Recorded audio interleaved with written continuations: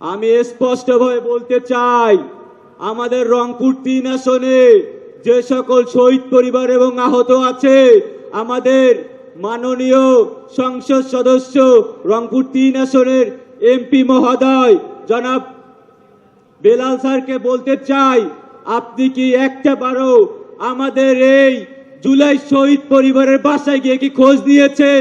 তারা কি অবস্থায় দিন পার করতেছে, তারা কি করতেছে, এইসব কি কোনো খোঁজ নিয়েছেন?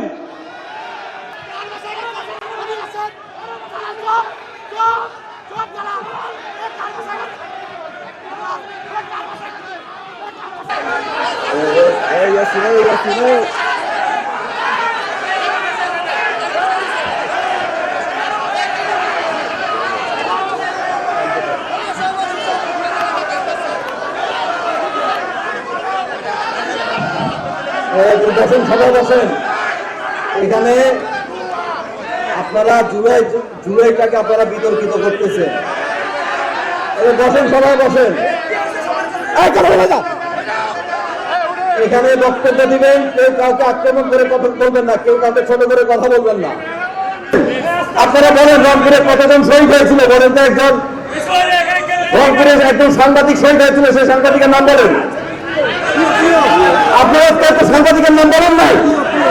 আপনারা যে বক্তব্য দিচ্ছেন আমি লক্ষ্য করলাম, আপনারা বক্তব্য দিচ্ছেন মনের মধ্যে আপনারা একটা রাজনৈতিক উদ্দেশ্যে আপনারা মনের মধ্যে বক্তব্য দিচ্ছেন।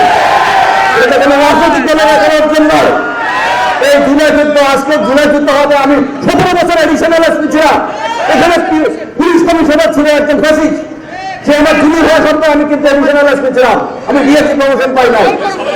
আমার ফেসবুকে ঢুকলে আপনারা দেখবেন জুলাই 3 তারিখে আমি ফেসবুকের প্রোফাইল পিক লাল করে দিয়েছিলাম।